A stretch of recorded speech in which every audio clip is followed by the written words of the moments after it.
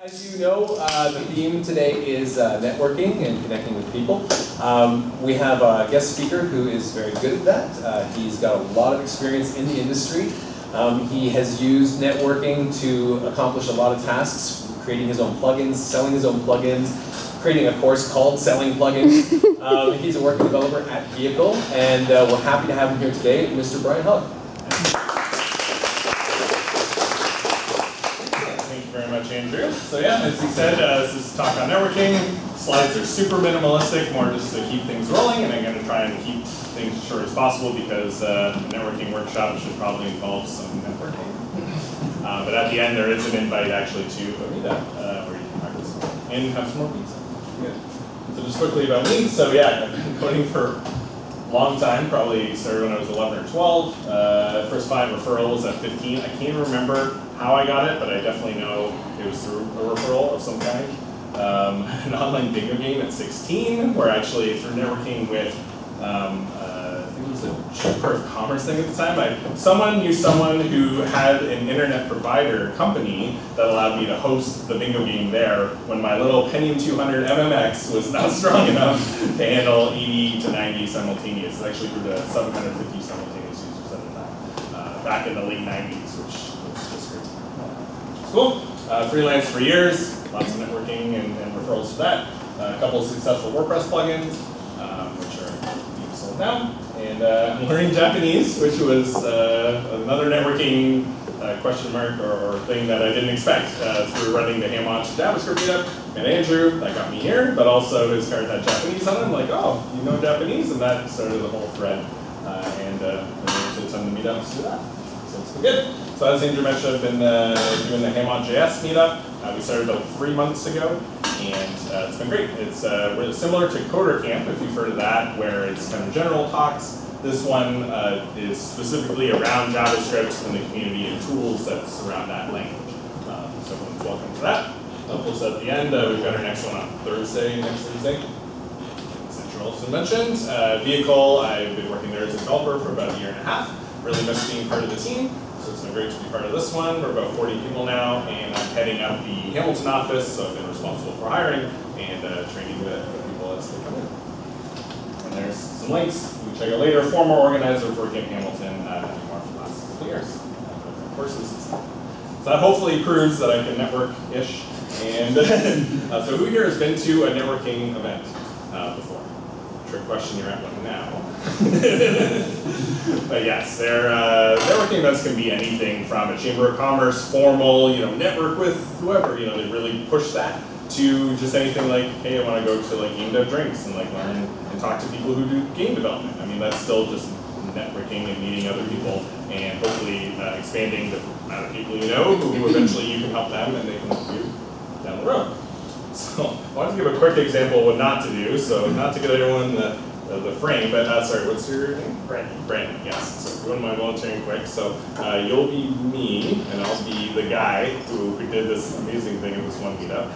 So basically, I asked, or he asked me, I asked him what I did, and I answered and stuff. And then all of a sudden, I'm like, oh, and what do you do? So I'm asking me, the other me. So start talking, start saying like, oh, I do software. Oh, I do a little bit of software development. I'm working on some stuff on the side. You see how distracting? Yeah. So literally, when the words came out of my mouth, and he realized that there was nothing of value that I could offer him, I guess at the time, he literally was looking over my head, trying to figure out who he's going to talk to next. So definitely don't do that. That's one example of a thing not to do at a networking thing. Thank you very much. But yeah, there's a lot of other faux pas, but we'll go through kind of a couple things, ways to ask questions and stuff, but also ways to, eventually you do, it's a networking event or an event in general, and you might want to talk to more than one person. So also a couple of things that you can do to kind of just nicely walk away. But one huge point that I want to make throughout the whole thing is the not having expectations. And it's not that you can't be strategic about networking. Obviously, like if you want to maybe meet more developers, you probably wouldn't go to a knitting meetup, unless you're interested in knitting, which is totally cool. But you can still be strategic about where you go. But it's if you go to a networking event with a specific goal of like, I'm gonna get a job. Like I'm gonna go to this event and by the end of it, I'm gonna have a job.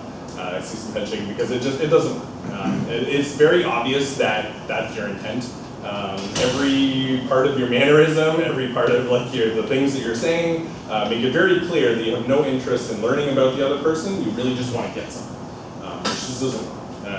They say even with social media, and I think networking, it kind of works as well, where you kind of use that 90%, 10% ratio, or you kind of 90% trying to help other people, maybe connect them with other people, or just be listening and just actually interested in what they have to say. And probably 10% of like, oh, like this might be, something that could help me. And a lot of times, if you're doing the 90%, it'll just naturally happen. Like they'll just like, so are you looking for something? Like they'll actually prompt you to help. And then you can just be like, yeah, no, I heard about this and that, and yeah, if you know this person can connect me, great. It needs to be more of that natural thing, and it's frustrating, and it can be frustrating. Like the story that I'll tell later of the one plugin is something that happened over years. I mean, there's just no way to kind of time box it, unfortunately. But at least having that the expectation of not having expectations, hopefully will just guide the way you interact with it. So like I said, asking questions is a huge part, and it makes it so you don't have to talk so much, which is nice. Like literally when I did I didn't put it on the other slide, but when I did the Discover Hamot podcast, it was great. People said I was a great conversationalist, and if you look at the amount of time I talked, it was like maybe 10%, 5% of the episode. A lot of it was just listening, prompting, asking questions, and just being generally interested in what they had to say.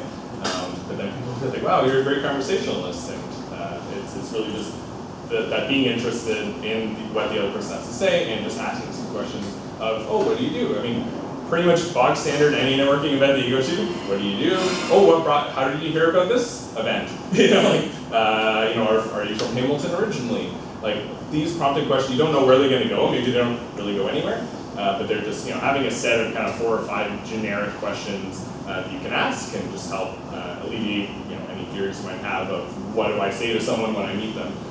Then also give you kind of a way to go in. But then also listening to what they have to say and just being like, oh, really? Like I didn't realize that company did XYZ. Like, can you tell me more about that? And then bounce off from there. So asking questions is good. So being helpful is really one of the keys to networking, but not to the level of like, oh, really? You wear clothes? I'll totally go to your house and wash and do your laundry for you. Like there's a level of how helpful you could be. And how creepy you would be if you're too helpful.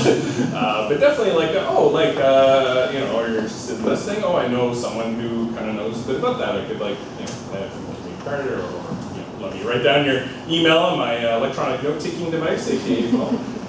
Then I can say, kind of give you a quick introduction. That kind of stuff can be super helpful. And yeah, I mean, it might be harder at first to like, you're the one who's connecting other people with other people. But that is, that's probably one of the #1 things to do is just send a quick email to 2 people, CC, and just be like, hey, thought you guys would like to meet, take it from here. But then also if maybe there's an article you read about something they were interested in, hey, I can send you a link to that article and you can check it out. That kind of thing is very simple for you to do, and it just lets you be helpful without being creepy and doing other people's laundry. So you can do research. Again, if you're not sure who you're going to meet or what you're going to do, you can do a bit of research ahead of time. Again, you don't have to spend 2 hours on one person being like, oh, do you work for? Oh, I know you work for that company. I know you've been there about 4 years, 8 months. I know before that you were at this other thing, right? Like literally 4 or 5 minutes. Looking up what someone has done, where they are now. Maybe a quick thing of what the company does, it's like, oh yeah, no, I did hear that, I've heard of that company that you work at, and I heard they did this, and just a quick little thing of like kind of what they do. That you've done a little bit of effort, can again open some doors, and especially if they are hiring. The #1 thing that I found through the hiring process of Vehicle, and this is maybe a little outside of networking, but I think it's very related because most of the people that we've had apply have met at networking events. Has been, just knowing something about the company. Like, are you looking to work here, or are you looking to work at the first person who gives you a job? And that is so obvious if you're just looking for anything, which maybe you are, but just don't make it known and actually like, I mean, you're going to be spending like maybe 9 to 5 there. You kind of want to know a little bit about the company and hopefully pick the right one so that you're spending your time. Yeah, so you can do a bit of research. A lot of meetup.com, right? It'll have a list of attendees. You can check that out. They might have their company name right in the profile. So you can take a look there. And other ones as well. If it's a ticketed event, a lot of times they'll have an attendees page. So you can just kind of peruse that and know at least a couple people you might want to talk to. So ways to move on. So yeah, again, sorry, your name? No. Nice to meet you. So yeah, one way you can do it is maybe be like, oh, it was really nice meeting you. Hope you enjoy the rest of the event. That could be a nice thing. Something not to do maybe is just walking away. But then actually say anything. Also had that happen. It's fun. Trying to think of what else. Do you know any other, or have you been to events? Yeah, no worries. Yeah, I mean, the other ways you could do it is it's just being like, a lot of times this is like, oh, I'm just gonna grab another slice of pizza or whatever. I'll see you in a bit. That's an obvious one as well. Usually, eventually, if you've been having drinks and stuff, you might use the washroom. Like, oh, I'm just gonna use the washroom. Talk to you later. But yeah, definitely like other ways to think of course. But yeah, ways to move on. Like it's just. It's great to, and I've had some networking events where I've talked to the same person the entire time, and that's fine. That does happen, but yeah, sometimes it's good to, and again, not I've talked to you for about 10 seconds, unless it's the speed networking event. Yeah, after a bit of time and a bit of back and forth, if there's other people who want to chat with, it is totally okay to just be like, oh, it's very nice meeting you, and we'll see you. Yeah. Story time. So this is, I guess, there's a very specific example, I guess, for me, but something that can just show how networking can happen in very unexpected ways. So I'm just trying to think of how far back to go for it. But essentially, about 4 years ago or so, I heard on a podcast from someone I had met at a conference that was talking about Pluralsight, which if you haven't heard of it, it's kind of like lynda.com. It's a pretty cool site for developers and also they started out in I think .NET specifically, but now they kind of branched into everything. So I heard about this and how this guy made all these courses and quit his job and everything else. I'm like, oh, that sounds great. So I reached out to that person on the podcast and got a little more info. Reached out to someone else as well and got a little more info on how he did his courses. He did some courses on the Pluralsight. So but anyway, through that there was an audition process that I had to do for that. You have to just record an 8-10 minute video of you doing a screencast and figuring stuff out and explaining a topic and so I did that, and I turned that piece into a talk at WordCamp Toronto, I think 2015, yeah, 2015. So I turned it into a talk there. Through doing that talk, I covered, it was basically a way to use this particular technique for programming with WordPress. And I used a specific calendar in that. And through that talk, one of the attendees was like, hey, I have a plugin that uses the calendar that you just used, and was all like, I made this, I'm not a developer, I got a couple other developers to make it for me. It's ballooned in terms of features, I'm getting a lot of support, I want to retire soon, can you take it over? Through the asking questions and being helpful thing, what might be something you might have said to that person about it? I might have just said, can I work with you for a while to get to know the project better and understand it better? That could be one thing, yeah. Any other things you might have said for someone who's presented you with a potential thing you can take over, essentially volunteering for it, because it wasn't like a business. Yeah. Is there another time we can meet to talk more about this? Yeah. Yeah. Also a good thing. Yeah. Once I offered to buy somebody lunch to tell me how they progressed from one point in their career to another point. Yeah. And I mentioned that I think we shared a common branch point. So I'm curious about how you got to where you were. Mm-hmm. And if I buy you lunch, or maybe a coffee's better. Yeah. could I ask a few questions about how you got where you are? Nice. That would have been good, especially there because lunch was provided. So like this. Yeah. I'll buy you lunch. It's right here. It's free. So those are all great ideas. I did none of those things. I said, that sounds awful. Did not keep in touch at all. It was actually her who 6 months later prompted me again.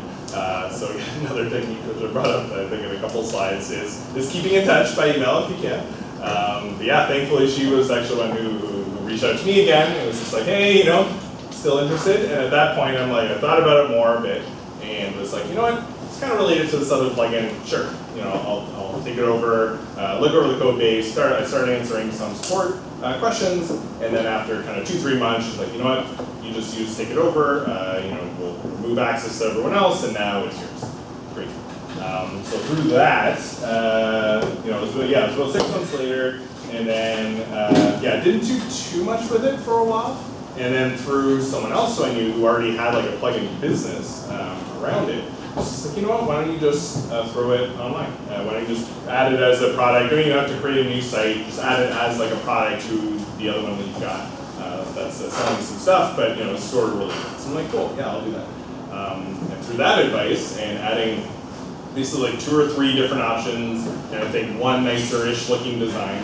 People say, customers are just like, oh, these designs are beautiful. I'm like, they're as basic as possible. I'm not a designer, I barely know CSS. It's your theme making it look nice, but thank you. And yeah, through that, it became apparent very quickly that it was something that was meeting a need in the market because you really had to spend a lot more to get a lot of that functionality. With the kind of pro version of that calendar, it was priced in between that, so they were able to take it, be able to use it.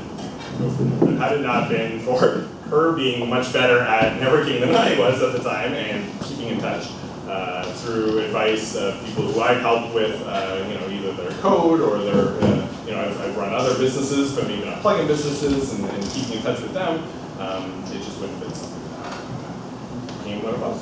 So, yeah, very thankful that networking experience happened. That's all. So like I said, keeping in touch periodically. Again, it's not a, hey, I talked to you on Monday. It's Tuesday now. And then I followed up on Tuesday, and hey, it's Thursday now. You still good? Every once in a while, there are some CRMs and some tools that I've used, some paid, some free, that allow you to just essentially set reminders. Some of them will import your contacts if you've got them, so you can automatically kind of keep them in your list. You can group them, into people that maybe you want to keep in touch with, like, maybe more frequent, like if there's something you're kind of actively helping them with, and you want to make sure that they get that help or that you follow up with them. You can put them in different groups and set different recurring reminders for different times. But otherwise, having a Excel or Google Sheets or something, a spreadsheet of all the emails can be very helpful. So yeah, keeping in touch is key. And then one kind of final tip was newsletters. How many people are subscribed to like a newsletter where it's like a single person emailing out about some topic? So if you're not, like, definitely look out in terms of like freelancing. Jonathan Stark is a good one, and Paul Jarvis. If that's something you want to do, there are ones specific to specific languages. But the great thing is, if it's a single person doing it, and they're emailing however many thousands of people maybe. If there's something that happens to resonate with you, just replying back and just being like, hey, it was I appreciate sending this. This was very helpful. Again, not every single newsletter, but there's something that just kind of jumps out. I made a ton of connections through that, and it's been super helpful. So I'd say another technique. The big thing is start now. You probably, it sounds like most of you guys have a couple years left or so. So yeah, you're not somebody who's going out and looking for a full-time job immediately, and so you've got that time to just really be helpful, build your network. So going to events like this is great, and the Game on JavaScript meetup that we've got coming up. Another great opportunity as well, and just literally having a genuine interest, hopefully, of actually getting to know people, and so hopefully that takes a little bit of pressure off, where there isn't like a specific script you need to use, there isn't any, I've given some examples of how to like lead a conversation and how to ask questions and stuff, but really having an interest in knowing other people is really all you need, and things will go from there. So yeah, like I said, the Ham.js meetup is happening on Thursday. We're doing it once a month for now. and you guys are welcome to come out. That's next Thursday. That is, sorry, yes, not, yeah, thank you. It'll be the 27th, yeah. So, yeah, please come out if you're interested. And that'll be a promotion on Kings, so it's about a 7-minute drive. You got a meetup date for that one. Yes, there is, yeah. You guys just talk about what development in that, for that meetup? For the most part, the last meetup was actually on, so the question was, yeah, did we just talk about web development? For the most part, but actually the lesson was really cool. It was using JavaScript to control, or on a Raspberry Pi to control the traffic loop. So I was using like WebSockets and stuff. So it's a technique that you often use to, the common example is the chat client. But this is a totally different example that was really interesting using the same technique. So we're trying to keep stuff interesting, and but yeah, mostly. That's it. Any other questions? Great. Yeah. In the first slide, you mentioned learning Japanese. Oh yes. So what I'm wondering is, how impactful is learning new languages on your career as a networker? Right. So the question was learning new languages. How has it been in my career? So Japanese is still very basic, but I can speak to learning French, and that wasn't a decision I made. That was my parents putting me into French immersion. Definitely, yeah, moving to Montreal for a couple of years and being able to converse with people in their own language. I'm sure if you've spoken to someone who English is their second language, you can tell that, yeah, they're communicating, but they're maybe a little more reserved and thinking about their words.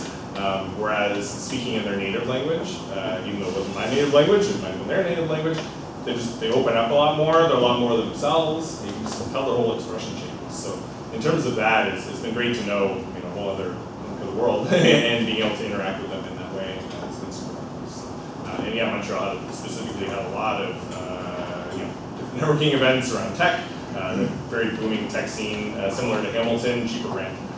So yeah, good spot to be able to use that one. Yeah. You mentioned a couple of people's newsletters. Could you mention them again? Okay, sure. So in terms of newsletters, yeah. Can I use a marker? Sorry. Oh yes, you can do that. Oh man, reminds me of teaching and sharing. Right, question one. So Justin Jackson, I think it's .ca. This guy was funny too because he's a funny guy, but also there's if you're familiar with the NBA, there's now an NBA player called Justin Jackson. Instantly his SEO fell off the edge because everyone searching for them would find that guy. Yeah, he's great for building products. He's a developer designer, so he's been super useful. Paul Jarvis. I think he's also Canadian, and I think it's his name, JVS, or .com. So he basically that's his kind of name where he takes out most of the vowels and a couple of the letters to form this thing.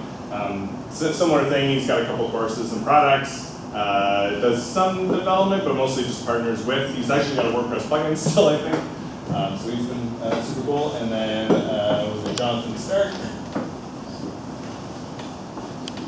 Also great for, especially because you have a couple more years. He does a daily newsletter on freelancing and kind of building your own, I guess, different techniques for pricing and how to offer your services to other people. So, yeah, these are the three I kind of recommend for a lot of them. There are language-specific ones, but yeah.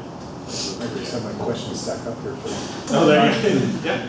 How do you feel about the Hamilton job market for developers versus other places in the country, like Toronto or Vancouver? So yeah, the question was, how do you feel about Hamilton job market as opposed to Toronto? I mean, I feel that there's a big gap for sure, and that's the main reason why I pushed to open an office for vehicles here. Was that I feel that there's a lot of really talented developers who are either going to Toronto and commuting sometimes from Hamilton or Burlington or whatever, versus staying here. And a couple agencies that closed recently, that were kind of larger-ish. So developer jobs, it feels like are less frequent than they should be. So I'm hoping through vehicle and bringing other people in who can offer those positions. It'll be better, rather than just startups that may or may not be around after a few months, or maybe more corporate type environment as opposed to kind of small. What would you advise somebody to do who was looking for that first opportunity? I definitely take advantage of co-ops for sure, or working in summers, and doing your own co-op. I should have said in terms of geography, that's what I mean. Oh, that's hard to say. I mean, the obviously remote jobs open you up to just different opportunities that may not be local, but otherwise, yeah, I mean, Kitchener-Waterloo, Toronto, there's more people, more opportunities there, more of an established tech scene, but I do think Hamilton's growing in respect, and I think once more companies come in, it'll just get better and better, especially in a couple years. Is your Hamilton office out in motion? It is right now. Also, Hamilton office vehicles and commotion. Yeah, probably looking at some other things. Even though I love commotion, but yeah, right now we're in 175 square feet, so yeah, that'll be extreme programming if we had too many people. Any other questions? Yeah. What advice would you give to somebody who wants to go to these meetups but might feel intimidated to, in terms of meeting people, maybe they're more introverted? Yeah. So the question, advice, I guess, for people who are looking to attend meetups but maybe a little more introverted or hesitant to attend, I definitely say go. I think developers, we're intrinsically introvert, right? So I think you'll be in good company there, or in the same kind of company. A lot of people will be feeling similar to you. You don't have to ask questions and stuff. I mean, you don't have to. You just be there and observe, and oftentimes someone will just come up to you and you just kind of talk to them, and again, just ask them questions. But what simple things with what languages do you know? So I think the more you practice it, the better.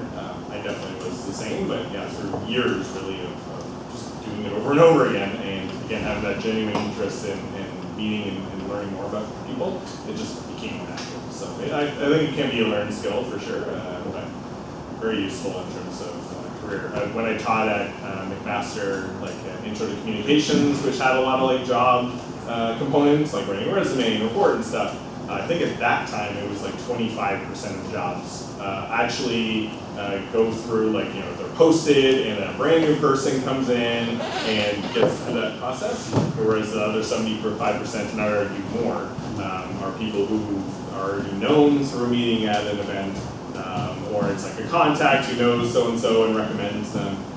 So yeah, I do feel it's almost necessary really to find, to land a good position.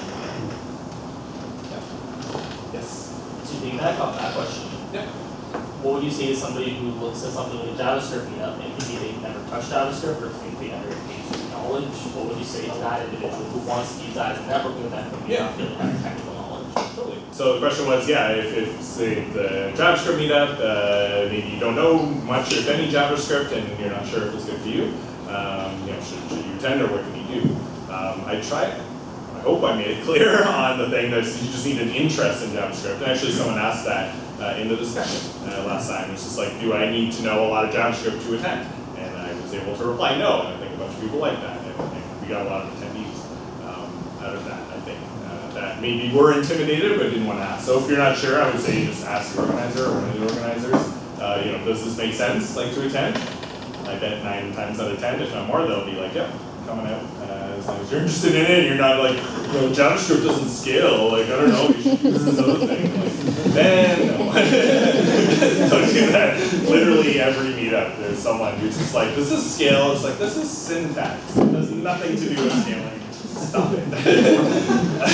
So as long as you're not that guy or girl, don't, most of the time it's great. And definitely at the JavaScript meetup, 100%. As long as you're interested in it. Yeah. I want to know more about speed networking. Yeah. How did you get to that event? What was it for? What did you get out of it? Why are we doing this? What is it? So the thing with speed networking was the question, what is it? How do you get into it? So I actually did one, it was a speed interviewing, where it was for, I think, the YMCA in Kitchener-Waterloo, and it was just a way for people to practice their interview skills, come in, especially people who are new to the country, what kind of questions they could ask, and maybe some tips on the resume and stuff. And that was, I think, we had 9 or 10 different rooms, and every 5, 6, 7 minutes, we'd rotate around and do that. So yeah, it was just more structured networking where you didn't have to use the technique to be hey, I'm going to talk to this other person now. enjoy the rest of the event. It just, there's a clock or a sound or a bell or whatever to do that. So I haven't heard of any lately. I don't know if they're still a thing. Did you do it through your job, or did you kind of just decide you were Oh going no, to that go? was I was asked to go to a couple of them, and that's it. So yeah, I don't think I've been to speed networking events. Actually, no. I lied. So we did the freelancer meetup for like 4 or 5 years, and actually at first we did it where we do little stickers on the name tags. And so it'd be like, hey, okay, go talk to someone else, and then we like play a noise, or who has the same color, and then now okay, now go talk to someone else who has a different color. And it was just a way to get people out of their chairs, like and moving around a little bit. And then after about 2 or 3 of those rounds, it was like very clear that there was a buzz and everyone was talking, and we're just like, all right, you guys just enjoy the rest of the night. Grab a drink downstairs if you want, whatever. It was at a bar. So yeah, we've done that technique just to get facilitate people meeting each other without, because sometimes, people are just a little nervous. So it's a simple way to do it. Yes. When you've worked as a freelancer, or maybe you still do from time to time, would you describe your approach as being opportunistic or targeted, or how did you go about finding work? Finding work, okay. So yeah, the question was, I guess, when I freelance, how do I go about finding work? A lot of it was referrals. I did a lot of work for McMaster, and it was like professors, like who knew about me because they went to their office hours. Sometimes in a class of 800 people, I'd be the only one there, just asking more about a specific thing. I see a couple nods, like, yeah, that's how I actually retained anything, as opposed to just memorizing. So yeah, they would, if a thing came up, or it's like, oh, the site needs some like work on it, like, can you do it? So that's how I got a lot of the first jobs for sure. Was a lot of that, was a lot of that for free? Definitely. Yeah. There was no, I didn't pay the professor anything to How did you decide what you would accept in that sort of environment? I think it depended on the situation. So I freelanced for like 10, 15 years. Yeah. A lot of times I took jobs. So the question was, how did you decide which jobs to take? Which actually is a good thing with networking. Who do you keep in touch with and who do you not? Sometimes it was just like, I don't have anything else right now, so I'm gonna do this. Even though I kind of felt that it would probably be a client that would take up all of my time and be able to charge half as much. It was very slow build for sure. Like I think a lot of the initial work was like doing contract. I did a lot of IT support stuff for a while, and so it would be like you had a co-op and like then a full-time thing for a bit, and then I kind of went on my own and I like do contract work for them. That's always a good way to get some of those initial clients if you're going from a full-time to the thing. It's just contract with the person you're working with, but not full-time, so you have more room to do other things. But there was, even though I took some courses, there was no super structured way. I tried to do like a niche, like do like BrianHogg.com, like it's pretty niche in terms of helping WordPress developers, like increase their skills and like that sense. But now it's shifted from since the products have gotten to a certain level, it's kind of shifted toward that. Definitely picking a niche makes it a lot more effective, but it can be hard to pick one. For sure. Even though that is the thing you need to do, and some people are like, if there's only 10 potential customers, that's great, and it's like that could be good.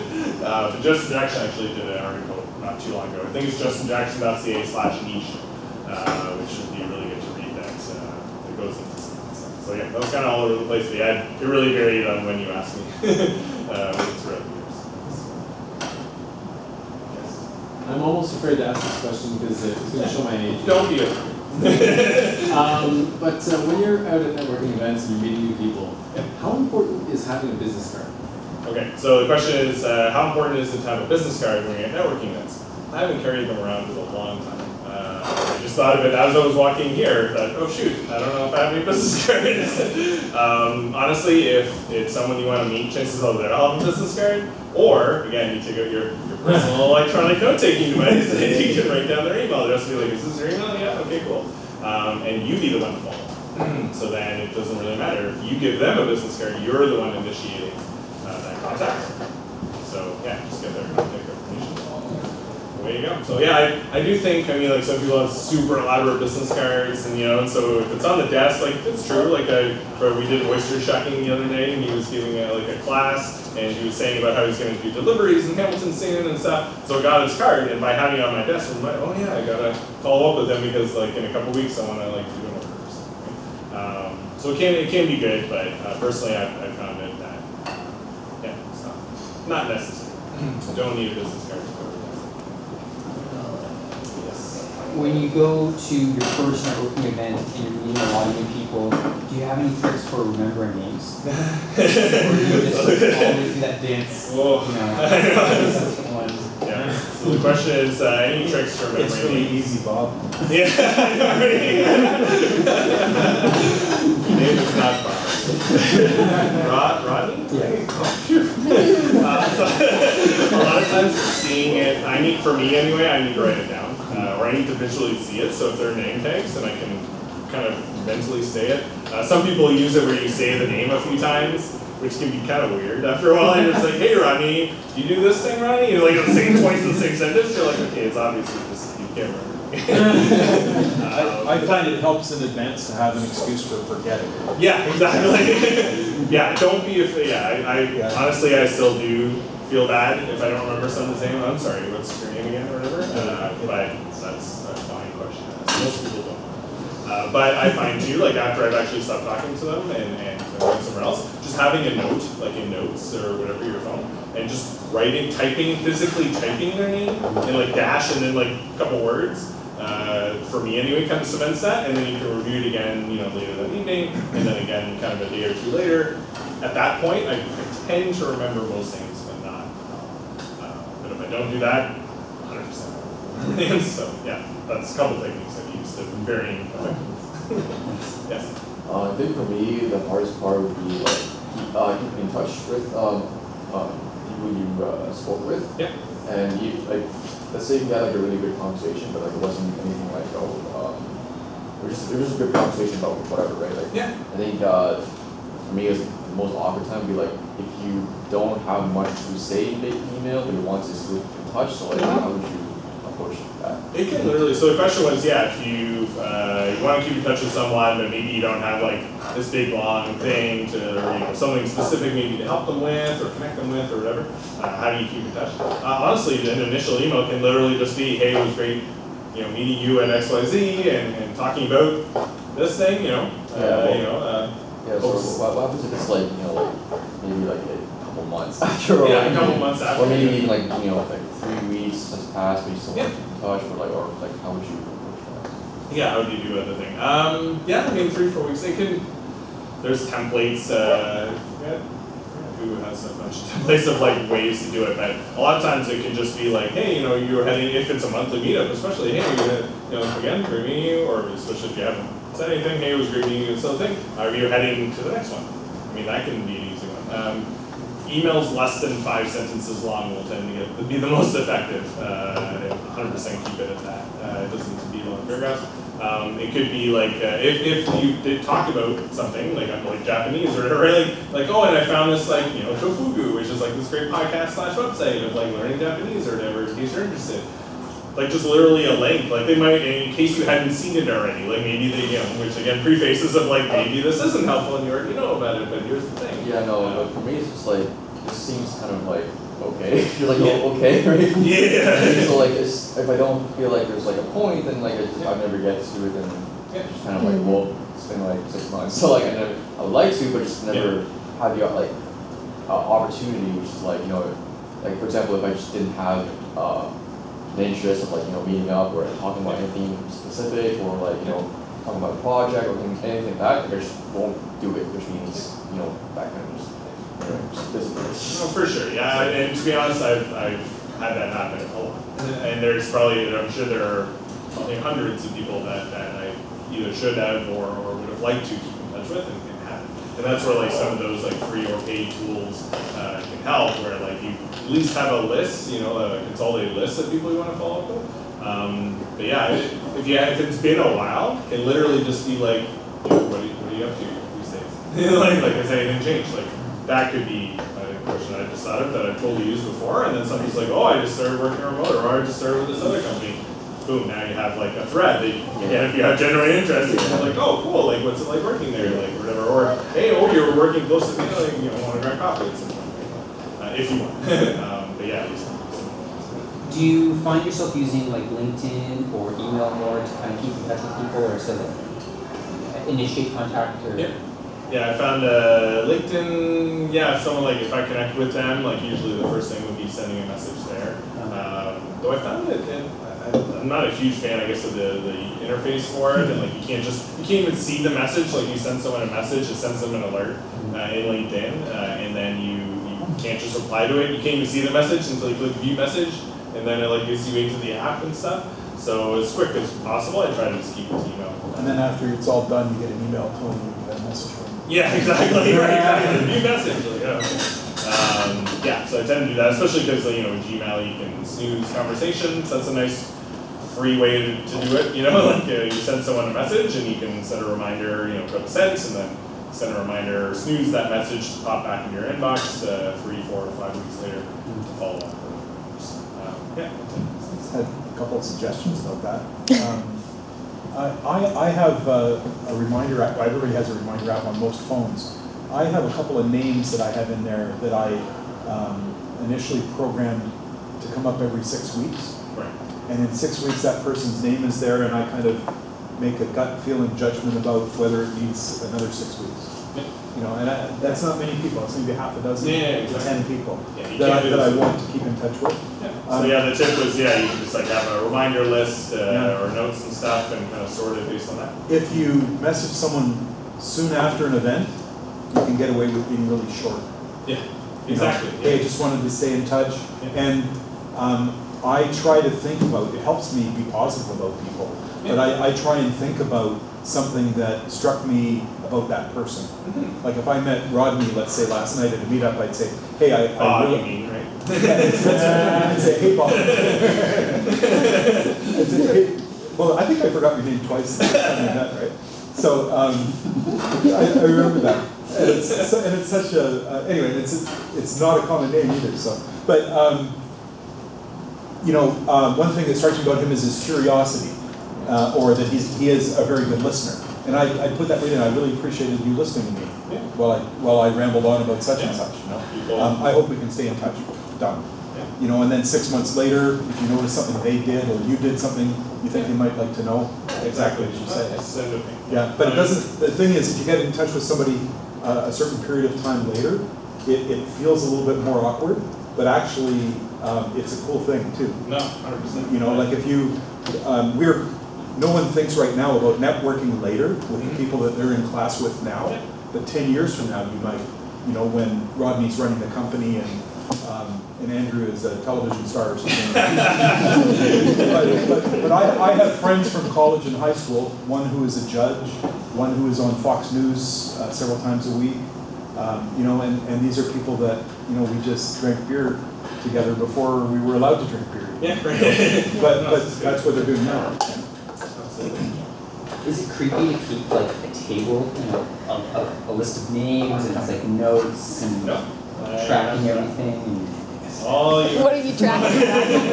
Yeah, no, absolutely not. No, it's a very effective way of keeping in touch and reminding yourself, and especially if you have the email address there, Google Sheets or Excel will turn it into a link that you can click and quickly fire up an email. So, nope, not creepy at all. It's they live at this address, they Like prefer this type of underwear. When you start driving by the That's pushing it too far. Maybe one more question, then we have a break for.